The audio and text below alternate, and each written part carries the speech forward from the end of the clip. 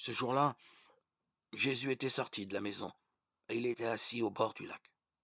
Une foule immense se rassembla auprès de lui, si bien qu'il monta dans une barque où il s'assit. Toute la foule se tenait sur le rivage. Il leur dit beaucoup de choses en parabole. Voici que le semeur est sorti pour semer. Comme il semait, des grains sont tombés au bord du chemin et les oiseaux sont venus tout manger. D'autres sont tombés sur le sol pierreux où il n'avait pas beaucoup de terre. Ils ont levé aussitôt parce que la terre était peu profonde. Le soleil s'étant levé, ils ont brûlé et faute de racines, ils ont séché. D'autres grains sont tombés dans les ronces. Les ronces ont poussé et les ont étouffés. D'autres sont tombés sur la bonne terre et ils ont donné du fruit à raison de 100, ou 60, ou 30 pour un. Celui qui a des oreilles, qu'il entende. Les disciples s'approchèrent de Jésus et lui dirent: Pourquoi leur parles-tu en parabole?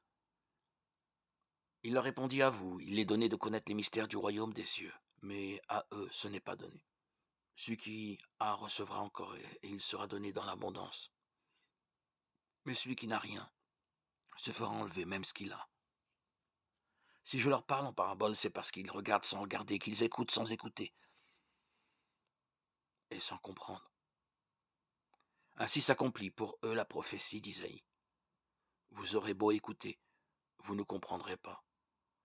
Vous aurez beau regarder, vous ne verrez pas. Le cœur de ce peuple s'est alourdi. Ils sont devenus durs d'oreilles.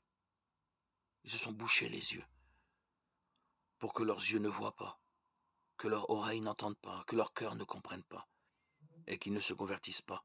Sinon, je les aurais guéris.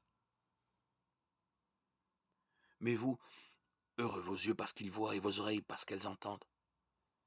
Amen, je vous le dis, beaucoup de prophètes et de justes ont désiré voir ce que vous voyez, et ne l'ont pas vu, entendre ce que vous entendez, et ne l'ont pas entendu. Matthieu 13, 1, 17.